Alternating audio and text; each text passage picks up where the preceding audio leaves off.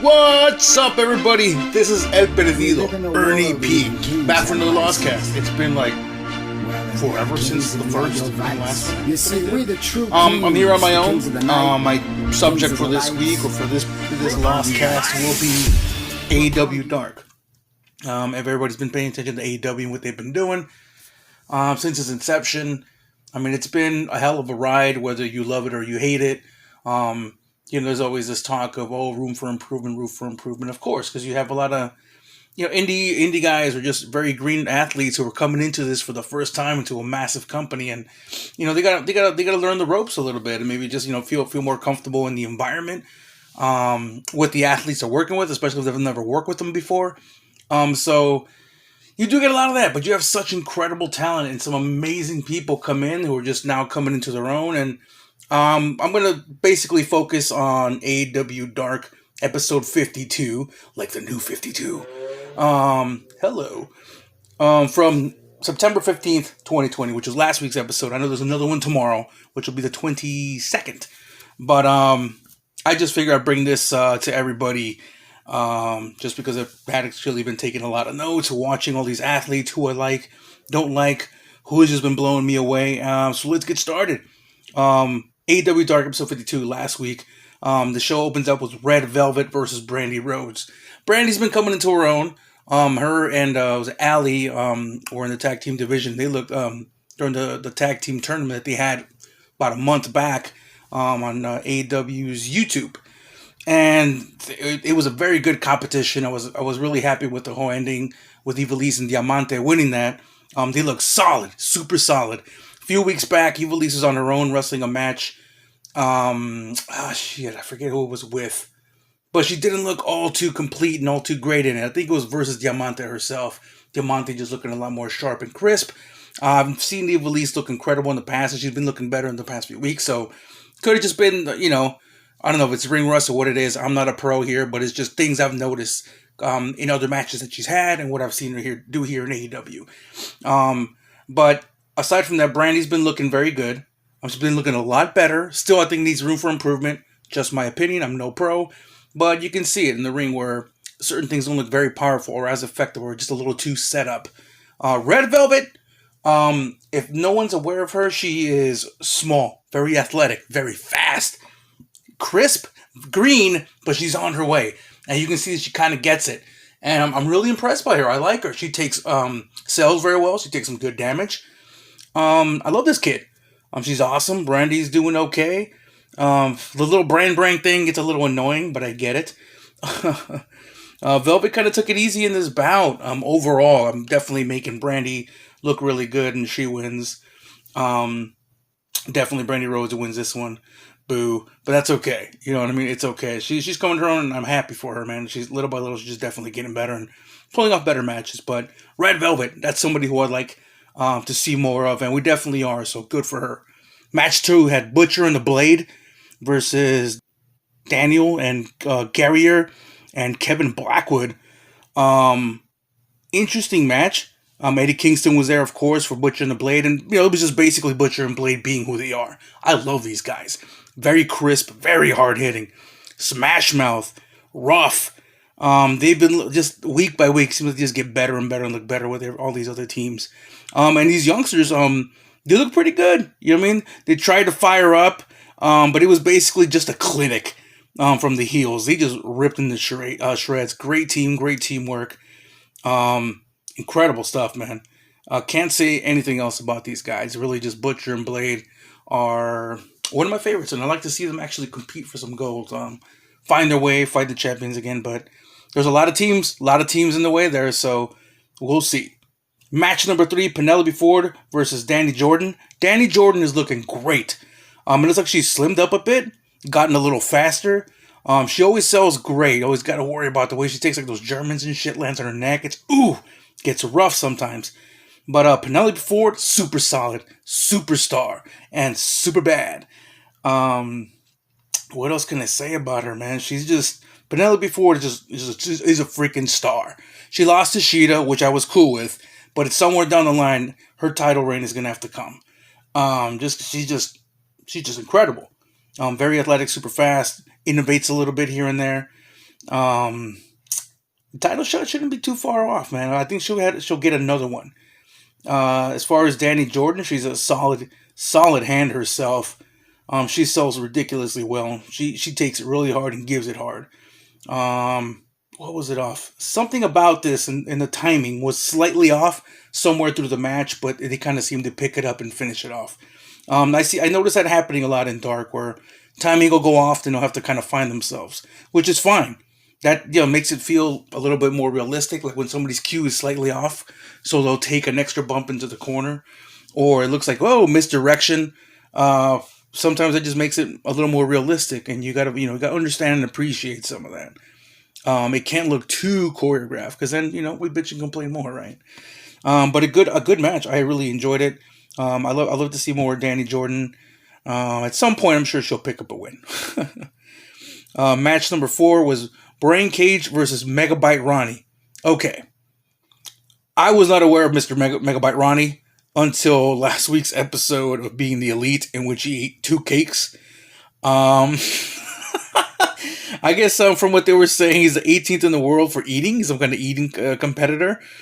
Cage kills him in this match. Ronnie eats. It was hilarious. He pulls out a hot dog and literally pulls what could only be described as the people's hot dog. It was very entertaining. Cage being the monster that he is, and Megabyte Ronnie was no slouch by any means. Big guy, very fit. But just I thought that it was a very fun and entertaining match. Other from just Brian Cage just ripping him to shreds. So good for Brian Cage, the FTW champion, world champion, Brian Cage. Megabyte Ronnie, hilarious. Let's see more wrestling from him next time. Let's see what that looks like. Let me see. Match number 5. What do we have here? Oh, Griff Garrison and Brian Pillman Jr. Goodness sakes. They took on Santana and Ortiz. Pride! The match was a basic match. Pride, Santana and Ortiz carried the match. Fantastically. The youngsters did well. They need to work with their teams, as far as certain tag teams that they put together for the first time. Sometimes they will have that very strange, weird awkwardness, like they just don't know how to tag. Other teams, surprisingly enough, that they put together for AEW look really good as teams, or they'll keep it consistent tags. Not necessarily cut the ring in half, but keeping it close to their side. So yeah, maybe it is. Which is very impressive to me. Just lets you know that these kids know how to work a tag match, which is good. This was not much of that. Mainly it was just Santana and Ortiz taking it to them really hard. The one thing about this match, more than anything that I can say, is the chop. Chop! Woo! That was a chop. Cool match. Very fun. Love Santana and Ortiz. Match number 6. Jesse Sorensen versus Willpower Big Will Hobbs. Now, Big Will Hobbs, East Palo Alto, California native, was part of APW, All Pro Wrestling here in the Bay Area. He's now moved on. He's actually signed with AEW, which is fantastic. The first few weeks he was out, he got squashed in his first match by one punch by Orange Cassidy. And I was kind of like, shit. How are you going to introduce Will Hobbs that way? It sucked, but I'm sure he didn't mind doing the job, especially to such a big star now like Cassidy. Still, for a guy that tall, that big, just lots of mass, lots of power, threw me off a little bit. But after a few losses, he kicked ass at All Out at the pay-per-view, in their what was that, Casino Royale Battle Royal. He really came into his own, and then for the last 2 weeks, he's picked up victories. And then you saw what happened last week on Dynamite. Wow. He's going to be joining Jon Moxley and Darby Allin, it looks like, in a tag team match this week. But we'll see. We'll see how that works out. Big old Willpower. So I think that's a big match for him. Hell of a stage. Wish him the best of luck. Like this guy. I like this guy. But he picked up the victory, man. That's freaking great. Power. Lion Power. Remember Lion Power with him and Marcus Lewis? What a tag team. I used to love them go all the time. Man, they'd always get cheated by Spanky. Sparky, the local referee around here. El Sparko, if you're going to Hood Slam. damn good, dude. Um, just want to see more of him, man. Can't wait to see more of that. It's gonna be great. Match number 7: Skylar Moore and Riche Chanel versus Diamante Nivolis. Damn, Chanel needs hella work. I know Chanel. She just looks very weird to me in the ring. Not a fan of her. Don't want to diss on her, but it's just like timing was off. I think it threw off the team a little bit, and the whole match kind of, and man, I just wasn't happy with it. But they managed to kind of work through it. You know what I mean? They ended up fixing the match itself and kind of getting on with it, but they were both off their mark a little bit. Didn't really help, but they ended up finishing off the match in a very hard way. But if anybody gets a chance, check it out. I'd like to hear other opinions as well. This match didn't really work for me too well. I love Diamante Nivolis, but sometimes when you're working, some people are just throwing you off, or maybe certain cells are just too slow, and the timing wasn't there. Something wasn't working, and it just kind of threw off the bout. But I hope they can pick that up, and that's what AEW Dark is for. You know what I mean? You go on there, you learn. You come back, and when you're ready, you make your way onto Dynamite, I feel. So a little bit of work on that side. Diamante Nivolis, being that they're the winners here, and obviously the ones with more years under their belt with experience, should find a way to pick up the match more, maybe correct the course of it. Don't let it bother you and throw you off as well. We'll see more of that, and we'll see how they improve. Match number 8. Great match. Possibly the match of the night for AEW Dark. We had Colt Cabana versus QT Marshall. Love me some Colt Cabana. Colt, thanks for mentioning my name on the Patreon page for your during your at the end of the Matt Hardy interview, which was sensational. Love Colt Cabana. Boom, boom. QT Marshall, another sensational star. Both these guys can be very, very well rounded, and very technical. Great bout. That was Pro Wrestling 101. Hold for hold, move for move. I mean, join the Dark Order, right? All those shenanigans are great. They had a great bout. Of course, Dark Order steps in, hoping Colt Cabana get the victory, with the distraction. But really good stuff, man. You can't go wrong with it. Love everything the Dark Order is doing right now. Everything on being the Elite. Just hilarious. My favorite boy being John Silver. Poor John Silver. Look out for the papers, brother. You don't want more of that in the face. So join Dark Order. All right. Match number 9. Peter Avalon versus Brandon Cutler. Again, a possible show stealer. Fantastic match. They'd been tagging together, never winning. Their singles careers took it nowhere. Now it's time to see who would win in a one-on-one match. I couldn't wait for this. I figured somebody would pick up the victory, but my heart mainly leaned into what happened. And what happened? I figured time would run out, but no, it was a double count out. And, you know what I mean? That's it. Match is over. They both lose yet again. They should have a no DQ match. I don't know. A no time limit match. Find a way in which... But then again, I think at that point, they would probably get a double KO. I like where they're going with it. And they're sensational athletes. They pulled an incredible match. They really threw everything into it. Had a lot of fun. Very entertaining. Super enjoyable for me. I just loved it. I totally loved it. Man, I don't know what else or where else we can go with that. But it was really, really fun stuff. I mean, you can't. Double counter.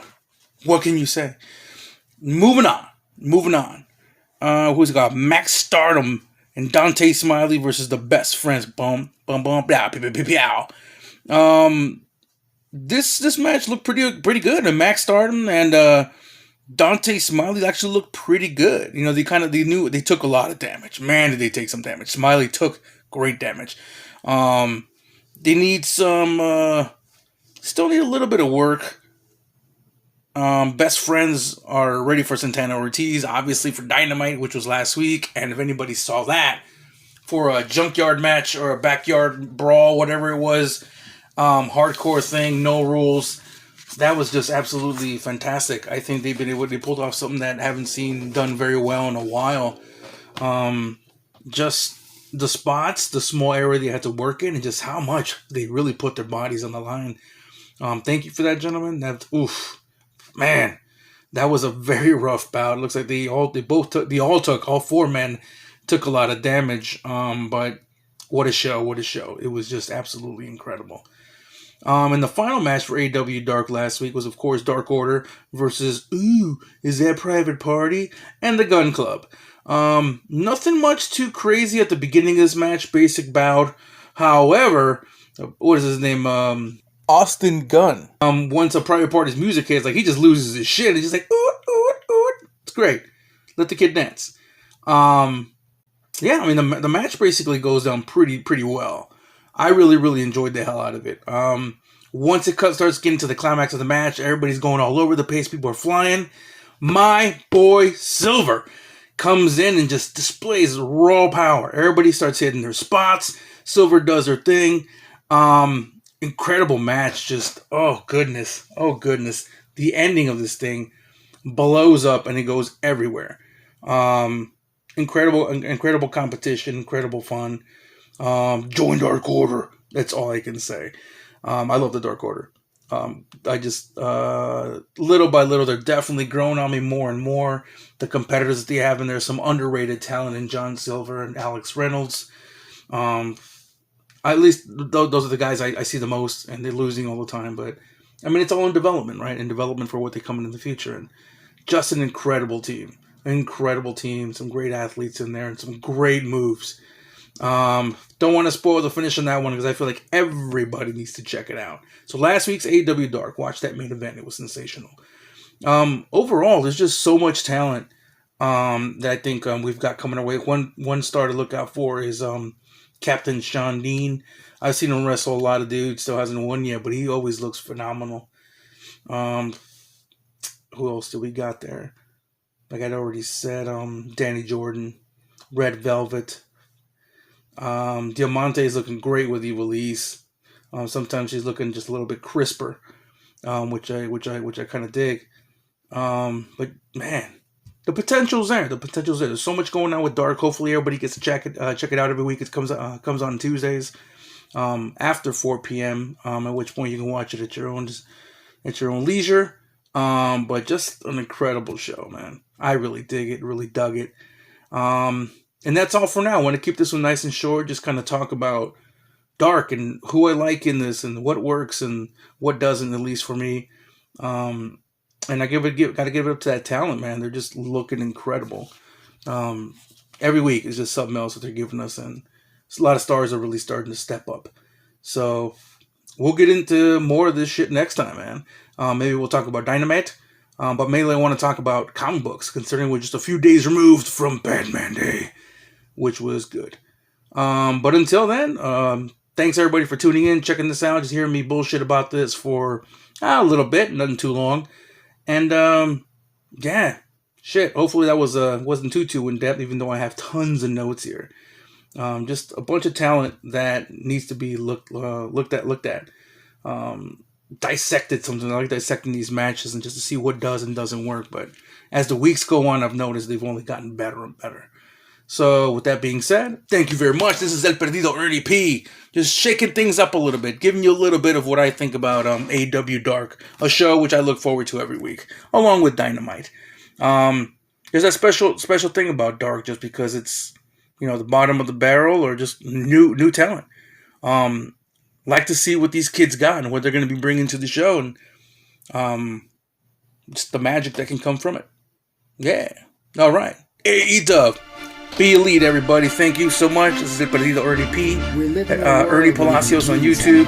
El Perdido 101 on Instagram. Check me out. Love you all. Peace. See you all in the ring. Kings of the night. Kings of the lights. Roppongi lights. Roppongi lights. Roppongi vice. Roppongi lights. Roppongi vice. Roppongi lights.